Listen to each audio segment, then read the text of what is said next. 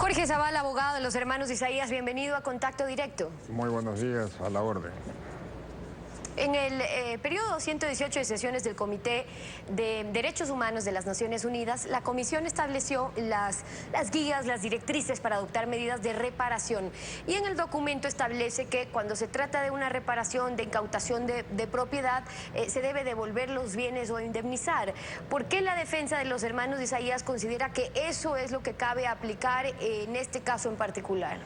Muy bien, sí, gracias por la pregunta. Efectivamente, después que se expidió el dictamen del Comité de los Derechos Humanos condenando al Estado del Ecuador a reparar los daños que ocasionó a los hermanos Isaías, el gobierno del Ecuador políticamente negó que el fallo signifique la devolución de los bienes. Nos dirigimos al comité durante los meses de julio y octubre, comunicando de estas respuestas que daba el gobierno del Ecuador.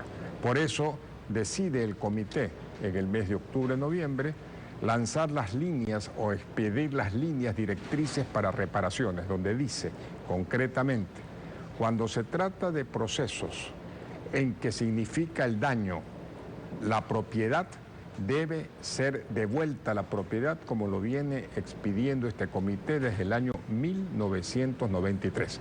Por lo tanto, concreta el modo, el estándar de la reparación en devolución de bienes. Pero para recordar el antecedente, el dictamen de Derechos Humanos de Naciones Unidas hacía referencia al procedimiento posterior a las incautaciones, es decir, le da la razón a sus defendidos en que se les negó el acceso a la justicia cuando en la constituyente les dejaron en la indefensión, no pudieron reclamar, digamos, o tomar las acciones legales correspondientes. En función de eso es que el comité le dice al Estado, debe reparar el daño, pero indíquenos cómo. Primero, ¿hasta cuándo debe el Estado pronunciarse sobre cómo va a reparar ese daño? ¿Ya lo hizo? Ya, primero aclaremos. No es cierto lo que dice el gobierno del Ecuador, que el dictamen se refiera solo al mandato 3, esto es ex post del proceso de incautación. No, se refiere al proceso de incautación administrativo que culmina con el mandato 13. Primero, entonces se refiere a la resolución del 8 de julio del 2008 en adelante.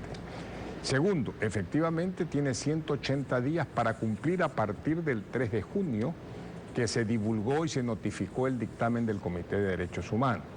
De inmediato cumplimiento. El día 3, esto es el día de mañana, se le vencen los 180 días y le nace la obligación secundaria de comunicar al Comité de Derechos Humanos cuál ha sido su comportamiento con respecto al comité, qué va a hacer, qué ha hecho y qué va a hacer. Pero nosotros ya el día jueves presentamos el reclamo formal para la devolución de los bienes al Banco Central, sucesor de la AGD, para que proceda a nulitar las incautaciones como lo ordena el comité y a devolver en forma efectiva las propiedades. Claro, ahí están claras las diferencias entre la posición de la defensa de los hermanos Isaías y lo que se conoce que ha sido la posición del gobierno a través del procurador. Recordemos que en su momento él dijo que ese dictamen no hace ningún reparo sobre la decisión de la AGD del 2008 que ordenó las incautaciones, sino el que se les haya negado su derecho a defenderse. Dijo el procurador en este mismo espacio que eso era distinto y que por ende las conclusiones del comité no llevan a la devolución de ningún bien. Ahora, con este último documento y esta resolución, que es general, no es particular sobre su caso en particular, pero hace en general una resolución en ese sentido, ¿cómo la defensa de los hermanos Isaías argumenta que esas incautaciones entonces son nulas y que se deben devolver los bienes? Mira, lo menos que se puede discutir, eso no es un argumento creado por el gobierno políticamente, sí. Jurídicamente no se puede discutir de que hubo un proceso de incautación que culminó con la negativa a acceder a los órganos judiciales. Si usted lee el título, desde el título del dictamen dice por el proceso de incautación. Y luego, si usted lee los considerandos y la parte resolutiva, habla de todo el proceso de incautación. Pero eso no lo va a decidir el procurador ni yo. Eso lo va a decidir Ginebra y ya lo decidió Ginebra. Ahora, esas líneas generales significan, en otras palabras, cuando en estas líneas generales su caso concreto, Isaías, es incautación, en este caso concreto el comité solo tiene una salida que es repare devolviendo la propiedad. Por lo tanto, se trata de la aplicación de la norma general al caso particular y la consecuencia, por supuesto, es la devolución de la propiedad. ¿Cómo se repara una propiedad que ha sido dañada, afectada o despojada a la víctima? La única forma idónea y necesaria de reparación es la devolución de la propiedad. Eso es lo que dice Ginebra. Habla de la devolución de bienes, pero también habla de indemnizar. ¿Ustedes están considerando esa opción? Indemnizar siempre y cuando sea imposible la devolución de los bienes. Por supuesto, hay bienes que va a ser imposible de devolver, porque ya fueron festinados, fueron feriados, fueron vendidos, etc. Esos de ahí tendrán que ser indemnizados. Es compensación por equivalencia, que es la alternativa cuando la devolución no se puede efectuar. Ahora, cuando usted dice, bueno, esto no lo tendrá que decidir ni nuestra parte ni el gobierno.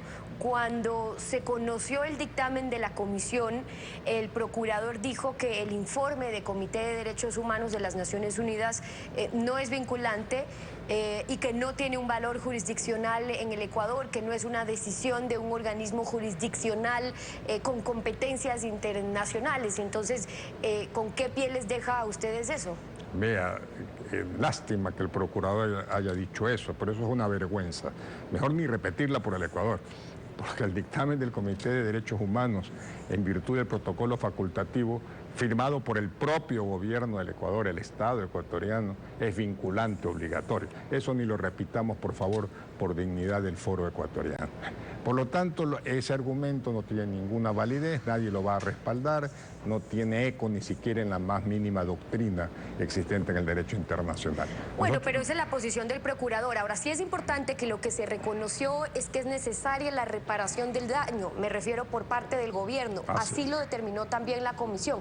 Pero lo que el Estado ecuatoriano, a través del procurador, ha dicho es que entonces lo que corresponde hacer es, si es que fue una negación de justicia, entonces poner a disposición de los hermanos de Isaías las garantías judiciales y el acceso a estas vías ordinarias que hoy constan, por ejemplo, en el Código General de Procesos. La generosidad del señor procurador es ampulosa, pero seamos claros. A mí no me pueden devolver el daño causado dándome un recurso judicial ante jueces del propio gobierno. Ojo, no hay independencia judicial en el Ecuador, eso lo sabemos todos. Y segundo, que no se me diga a mí que el recurso judicial después de exactamente del año 2008 al año 2017 existe alguno que puede interponerse que no haya prescrito en la fase judicial o haya caducado en la fase administrativa. Por lo tanto, son vías imposibles.